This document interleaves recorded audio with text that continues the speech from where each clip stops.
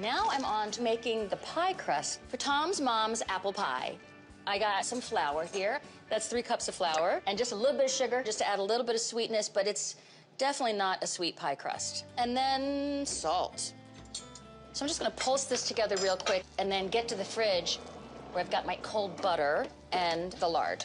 I'm gonna get half a cup of lard. It's nice and cold. Ooh, very cold. And the reason the lard and the butter are cold is because I want them to melt down in the oven. It leaves air pockets and it just makes for the flakiest, most tender crust. And all I'm gonna do now is make sure the butter gets into pea-sized pieces. And I'm gonna put the lard in little pieces too. Now I'm just gonna pulse this until it becomes little peas. And then I'm gonna start adding some apple cider vinegar and a little bit of water. 2 teaspoons apple cider vinegar. That's 2. I never really use the whole 1/3 of a cup, but I just have it just in case I need it. See how it's starting to roll around? It means it's coming together. So I'm done with the water. I'm gonna separate the dough because I'm actually gonna make a really pretty lattice on top. This will be the top part. Feels really soft, it's nice. And I'm gonna put these guys back in the fridge so all that butter gets nice and cold. Let's make the filling for the apple pie. Got some brown sugar. Now I want this brown sugar in here because it gets a nice caramely flavor. Pack it down, because brown sugar is light and airy. Good old regular white sugar. And I need a thickener in there. So when the apples start releasing all of their juices under the heat of the oven, I want them to thicken up. That's where the cornstarch comes in. So I'm gonna get some salt in there, and some cinnamon, some ginger, and some nutmeg. All those warm spices go right into an apple pie. Just wanna break down the brown sugar. And then I'm gonna mix this with 5 Granny Smith apples. My apples are sliced and they are ready to be prepared for the filling. I made my sugar and cornstarch mixture earlier, and now I'm gonna get some orange juice in here. And this is the key.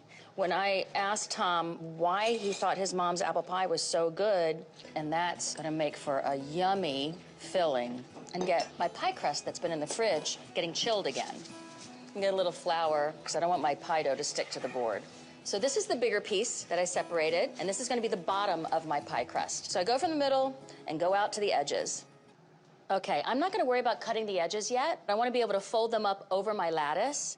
So I'm just gonna put this gorgeous pie crust to the side and start rolling out my lattice. I wanna get 6 nice wide strips. I just want at least 2 pretty long ones. I'm gonna try and get all the apples in without too much of the liquid because I don't want a soggy crust. Now, one last thing before I wash my hands. I'm gonna grab this butter and dot all around. And as the butter melts down, it's just gonna hit the cornstarch and just help thicken up the filling.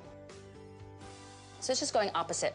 So I'm gonna start taking some of this excess off and just leaving myself enough to pull the edges up and around so nothing comes apart. I'm gonna stick this in the oven right now at 425 degrees, and in about 20 minutes, I'm gonna check on it, and all of these edges are gonna start to get a little bit of brown, so I'll probably have to foil those. But the whole cooking time is probably gonna be about an hour.